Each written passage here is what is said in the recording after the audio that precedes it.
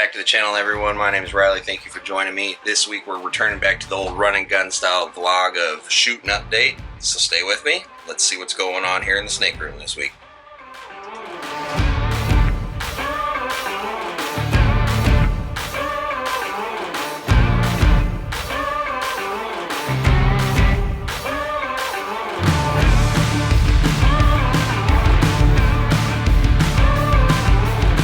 So, temperatures are back up for the most part, although the ambient's a little cool and still kind of rising overall.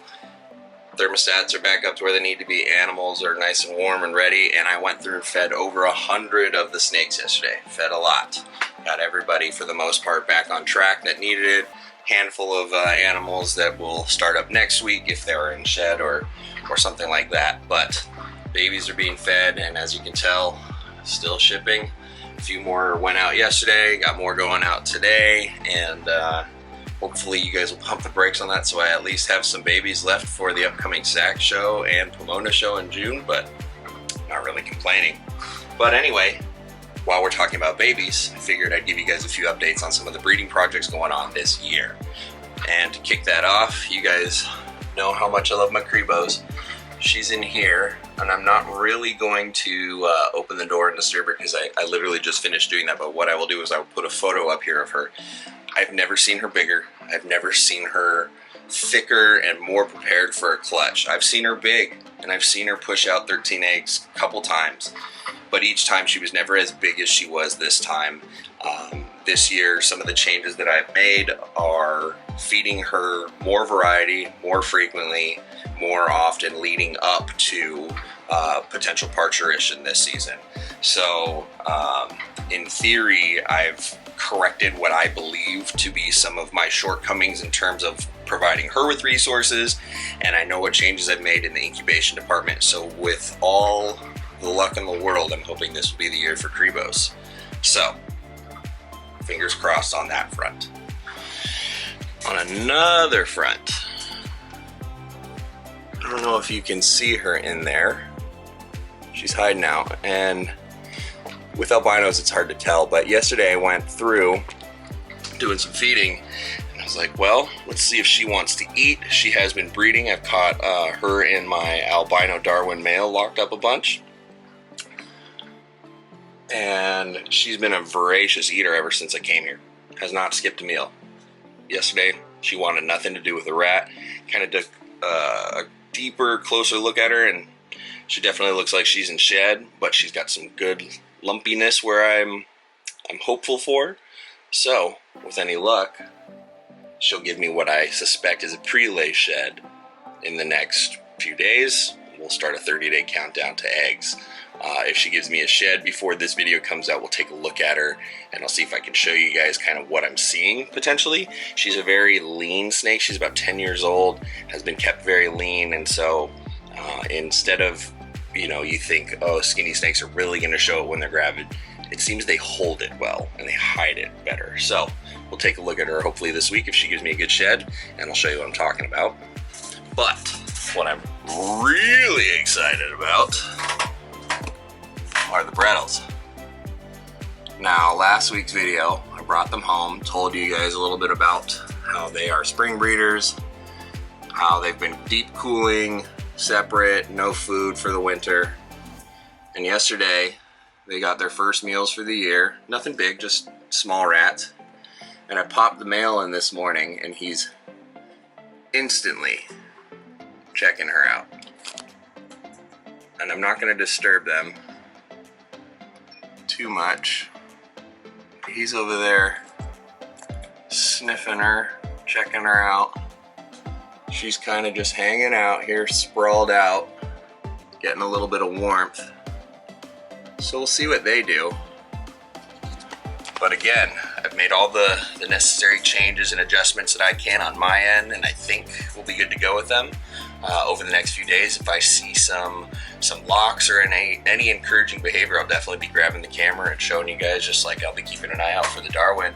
But yeah, I'm hopeful that this vlog I can give you a little bit more of an insider look at a couple of these species that I'm trying to breed.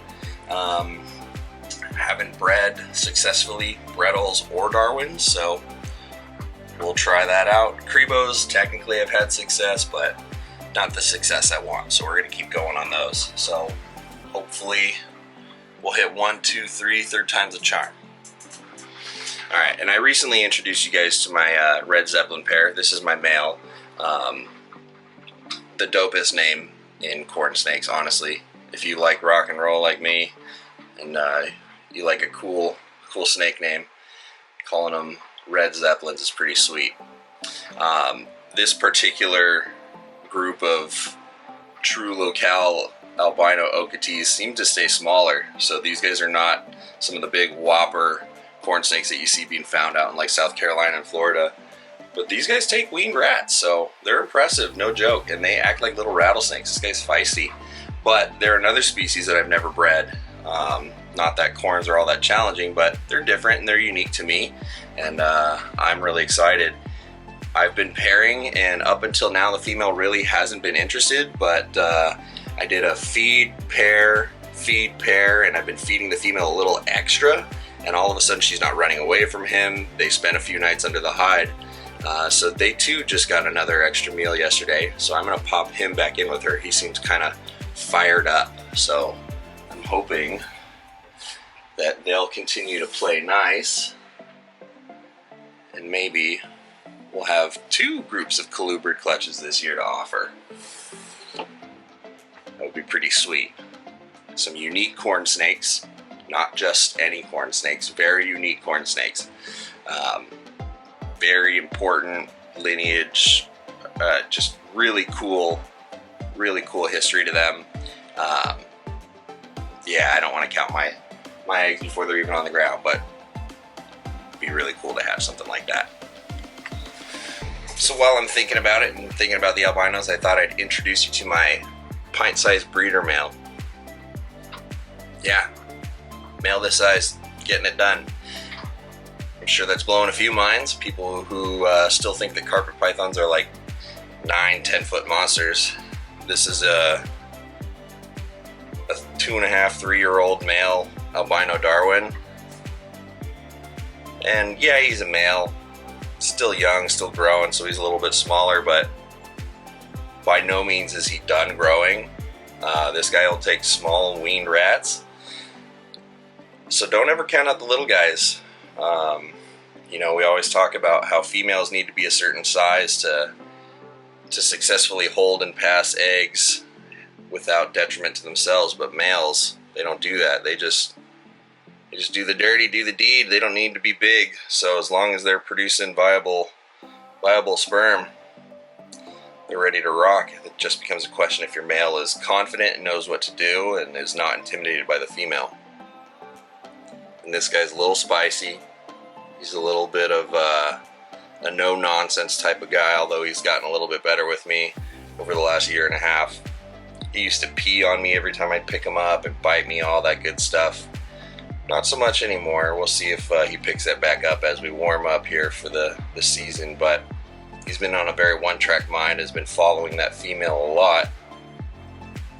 So when she sheds out, if I were to put him back in, he probably wouldn't be interested, because in theory, if she's already cycled, she's not emitting pheromones anymore that interest him. So that's one way you can tell if your female is done cycling, if she did at all. You can use your male's behavior as a little bit of a barometric sort of read on what's going on. If he's all over and interested, keep going. If he's avoiding her and they're on opposite ends of the enclosure and they want nothing to do with each other, they either already got it done or it's just not happening that year. So, a little food for thought. But anyway, I'm gonna get back to rolling, get ready for work, and hopefully pick this camera up in a few days when we have some action from the Reptiles and an albino Darwin shed, and we can talk some more about what's going on. So, stay tuned. Okay, so it is the morning after I picked the camera up yesterday. It's Thursday morning. This dude was in the hide all night last night with the female, and I checked on them and I caught them locked up. So the corns have been locking up.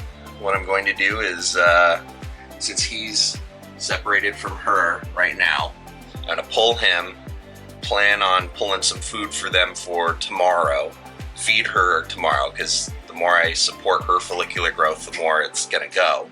And so we'll do this sort of repeat, separate, feed, pair, separate, feed, pair, and hopefully get a few locks from them, see some growth on her end, follicular growth, size growth, and everything.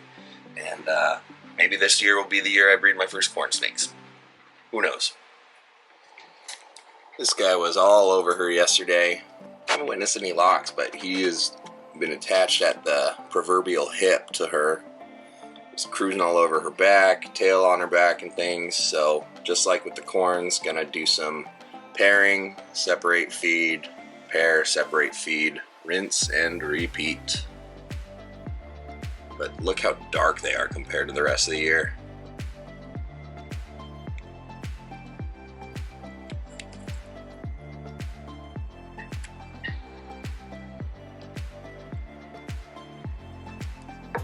This big girl, looking thick in all the right places, deep in shed, refusing food. We'll see if she wants to produce for me this year too. That would be pretty sweet. And this right here is another prelay shed from a coastal tiger head axanthic female, proven multiple times that mine produce a lot of those beautiful axanthic tigers and stock of over the last few years. She was paired to my possible super hypo tiger male. So in 3 months or so, we will hopefully know, 1, if he's a super hypo, and 2, how many hypo tigers we'll look at this season for the first time, for my eyes, for my production. And I'm really excited about chipping that project away and getting started. So really excited for this clutch. Gonna be a good year. And here's mom. This is the tiger head axanthic female the possible super hypo tiger male was paired to. She's a good mom, great producer, produces lots of beautiful striped babies. So with any luck, I'll have a nice clutch of some beautiful tigers, maybe some hypos in there too. Or maybe it'll be all hypos, who knows? So it's been a couple days since I picked up the camera, and since then I've gotten 3 prelay sheds. So as I thought, that albino Darwin girl behind me gave us a nice prelay shed. I'll put up a photo of what she was looking like when I checked on her. All nice and tightly coiled up and looking thick. We also got a prelay shed from this beautiful gal who has produced from me before, but this year I paired her with a different male, a male who has yet to have bred for me, but he was definitely eager the last few years, and it's a male from a good friend of mine, Jacob Bratz, who sent him to me years ago, and I just been waiting for the right moment to put him into rotation, and so this was his year. So we got that prelay shed, and then it looks like we will in fact have redemption this season on last year's head axanthic clutch. If you remember, last year was the first time I put my het axanthic pair of Papuans together, and the female kind of laid the clutch scattered all over the place, and half of them weren't good, and of the few that were, only 4 hatched out, if I recall correctly. So only ended up getting like 3 males and 1 female from that, and no visual axanthics to speak of, so hopefully this year we'll have some redemption in that regard. So that puts us at 5 clutches to expect so far this season. The Brettles are in shed from having their first intros and meals together, so they're just going to stay together. We're going to keep them going, so that's been good. And they seem to sort of be on the same track as the corn snakes over here. I actually caught them locked up, fed the female again, been feeding her heavily, and she went straight into shed. So the plan with her, as soon as she comes out of shed in the next few days, put the male in and kind of gauge their reaction, see how they go. The striped jungles are still keeping me guessing. Who knows what's going on with them. Last year I had some jungles go a little bit later than Papuans, so I'm not too worried just yet. Still got time. And good old Smokey, the female blacktail Crebo over here, is definitely in a prelay shed. So very excited about some new clutches this season. Hopefully Darwin's got a good healthy clutch. Hopefully Crebos, corns, and some Brettles. So really looking forward to a nice bit of diversity this season. Alright, well, that is going to about wrap it up for this week. I'm going to close it up before this gets too long. I did want to remind people that I've still got babies available on the website. This little girl actually just was initially spoken for, but now has come available. This is a female caramel albino citrus tiger who's being very camera shy. And she will eventually go up on the website if she doesn't find a home prior to that. I do have just one or two animals that were a little bit late bloomers and whatnot that'll be going up. But otherwise, don't forget to go check out RileysReptiles.com to get yourself a beautiful carpet python. If you want to save on shipping and you're in the Southern California area, I will be at the Pomona show at the end of June. So check that out. If you're planning on going down there for that, you can save some money.